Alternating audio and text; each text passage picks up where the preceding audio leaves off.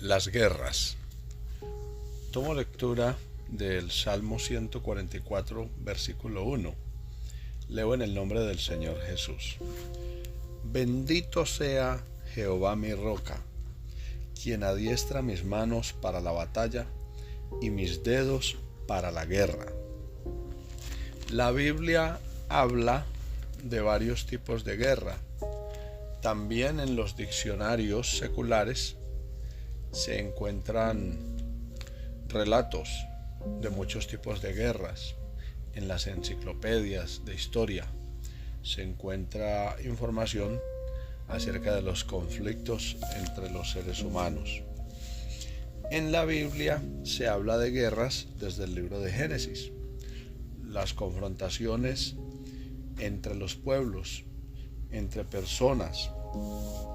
Las guerras entonces son producto de la agitación, de la ira, de los desacuerdos. Las guerras vienen por causa de la enemistad, las competencias, el deseo de ocupar el terreno de otro, de poseer lo que otro tiene.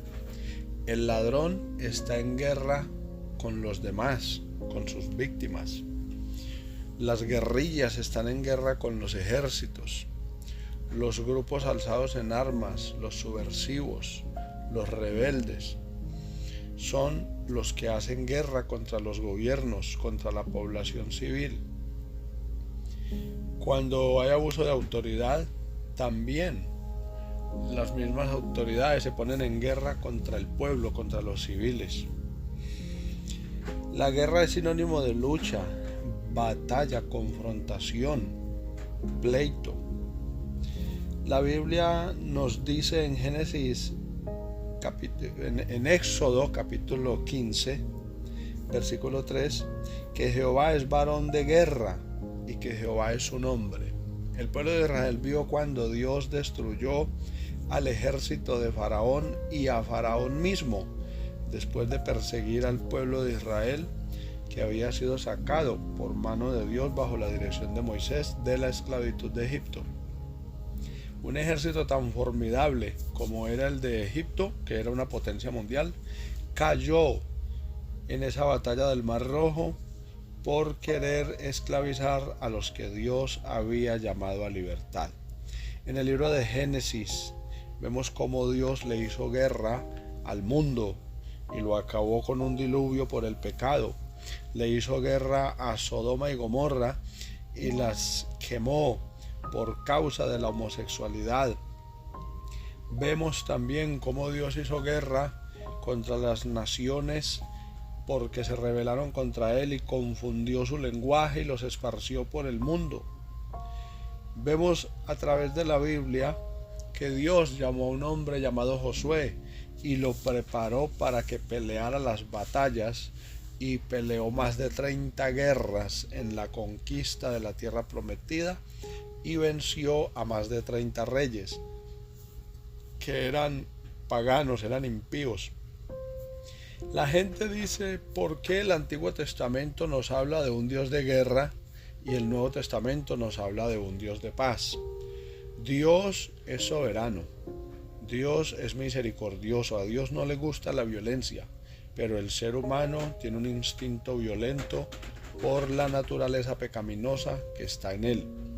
Cuando el ser humano se aleja de Dios, cuando el ser humano busca los ídolos, entonces es cuando se enciende la ira de Dios y hace guerra a la humanidad. Las plagas, todos los virus, las enfermedades, las catástrofes, muchas de esas cosas suelen ser manifestaciones de la ira de Dios, que está en guerra con el impío todos los días, a pesar que hace salir el mismo sol sobre buenos y malos, que hace que la tierra dé alimento para buenos y malos, para justos e injustos. Dios no está contento con el impío, porque el pecador se declara enemigo de Dios y debe entonces esperar la reacción de la ira de Dios. La Biblia nos enseña también que Dios es el que establece la paz, que sin Él no hay paz. Cuando Él dijo: mi paz os dejo, mi paz os doy, No la doy como el mundo la da. En el mundo tendréis aflicción, tendréis confrontación, disputas, encuentros violentos, pero Él dice que en Él tenemos la paz. El rey Saúl vivía en guerra contra su siervo David, que era un fiel soldado, y quiso matarlo. Le hizo varios atentados en esa guerra que sostenía contra él. Pero David nunca lo atacó, sino que siempre estaba a la defensiva, siendo guardado por el Señor. También en Segunda de Reyes cuenta que había un profeta llamado Eliseo y los reyes enemigos le hacían guerra. El país de Siria, venían contra él. Y dice que un día los rodearon ejércitos enemigos y Eliseo no salió corriendo porque él tuvo una visión espiritual donde contemplaba que ejércitos de parte de Dios, ejércitos celestiales, ángeles de Dios, habían sido enviados por el Señor para defender a su siervo. Elías era un hombre que confrontaba a reyes con la palabra del Señor, a generales, a comandantes. Pero Elías una vez huyó a la amenaza de una impía mujer llamada Jezabel. Algunos pueden juzgar a Elías de cobarde, pero la verdad es que él fue prudente. Obviamente era humano y tenía emociones, pero él usó la prudencia, pues la Biblia dice que el avisado ve el peligro y se aparta, se esconde. El soldado en la guerra muchas veces la única opción que tiene es la de esconderse, la de mimetizarse, la de ponerse a cubierto seguro, porque en la guerra hay muchas tácticas y hay ejércitos más fuertes que otros, también hay cansancio. La Biblia también nos enseña del salmo que leí, en el Salmo 144, versículo 1, dice que Él adiestra mis manos para la batalla y mis dedos para la guerra. La destreza para esta batalla espiritual que los creyentes libramos todos los días contra las fuerzas del mal, solo nos la da el Señor a través del poder de su Espíritu Santo. Él nos fortalece para que nosotros podamos pelear esta batalla, como lo dice el apóstol Pablo, porque nuestra lucha no es contra sangre ni carne, sino contra principados, contra potestades, contra los gobiernos de las tinieblas de este mundo de maldad. Nosotros los creyentes debemos estar preparados todo el tiempo para pelear la buena batalla de la fe, para hacer frente a la confrontación que plantea el enemigo, estar preparados y, como dice la carta a los Efesios, vestidos pues de toda la armadura de Dios, para que podáis, dice, que hacer frente a los ataques del maligno, y menciona una serie de armas, menciona el pectoral, la coraza, menciona el casco, que es el yelmo, menciona el cinto, que es de donde se cuelga la espada, menciona la espada misma, menciona el calzado apropiado que debe tener el soldado en la guerra, menciona el escudo de la fe,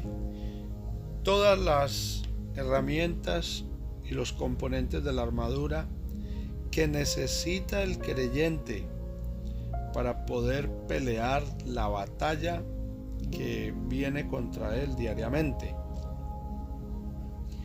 La Biblia también nos habla que nosotros debemos ser sobrios y velar. El soldado en la guerra, todo ejército, todo batallón, toda compañía o pelotón, pone unos vigilantes, unos centinelas, para que estén pendientes de cualquier amenaza, mientras los demás del ejército descansan. Él debe estar allí pendiente de cualquier situación que altere el orden, de cualquier amenaza. La Biblia nos enseña que nosotros los creyentes debemos estar siempre vigilantes, velar y no desmayar, siempre estar pendientes, para que el enemigo no nos tome por sorpresa. Muchas batallas se han perdido y muchos ejércitos han caído porque ha habido descuido, ha habido exceso de confianza. Hay creyentes que se han sobrevalorado, se han creído muy espirituales, se han creído muy fuertes, y cosas aparentemente simples o sencillas los han derribado. Nosotros estamos en guerra con el imperio de las tinieblas. Nosotros, la iglesia, estamos en guerra contra el mundo, contra la mundanalidad. La iglesia no debe parecerse al mundo. El mundo debe convertirse a lo que es la iglesia, pero no la iglesia a lo que es el mundo. El día que la gente no pueda ver la diferencia entre los creyentes y los impíos, ese día nos habríamos aliado plenamente con el mundo y corremos el peligro de dejar de ser gente de esta milicia, soldados que peleamos las guerras de Dios. La iglesia debe de portar su atuendo cristiano, su porte evangélico, bíblico, y hacer frente a la guerra que nos plantea el enemigo. La Biblia también nos dice en el libro de Apocalipsis que vienen dos guerras. La guerra de Armagedón, que es cuando el anticristo querrá eliminar al pueblo de Israel porque se resistirán a adorarlo, y allí es donde serán arrestados la bestia y el falso profeta, el anticristo y su corregente, su títere religioso que le hará campaña. Serán arrojados vivos al lago de fuego, que es el infierno, la condenación eterna. De ahí dice que Satanás será arrestado con todos sus demonios y Jesucristo establecerá el reino milenial en la tierra con sus santos.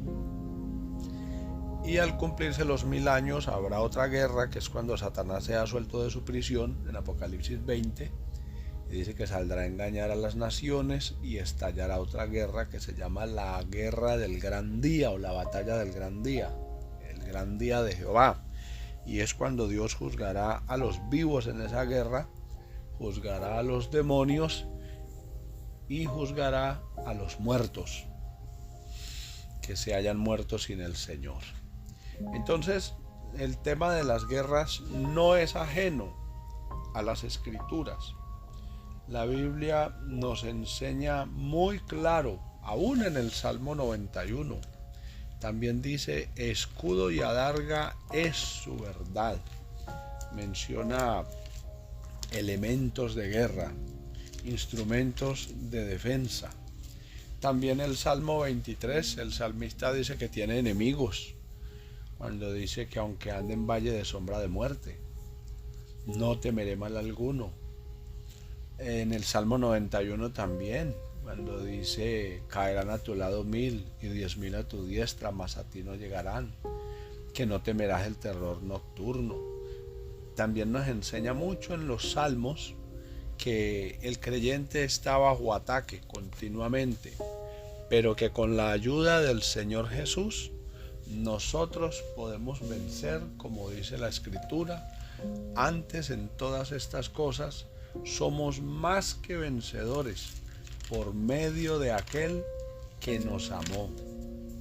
Lo que quiere decir que las guerras no nos debilitan, nosotros nos fortalecemos en Dios para pelear estas batallas en el nombre de nuestro Señor Jesús, con la espada del Espíritu, que es la palabra de Dios, con las armas de nuestra milicia, que no son carnales, sino poderosas en Dios para la destrucción de fortalezas. Y como dice el Salmo 144, Él adiestra mis manos para la batalla y mis dedos para la guerra. Les habló su hermano Jaiber Serna Que el Señor Jesucristo les bendiga a todos.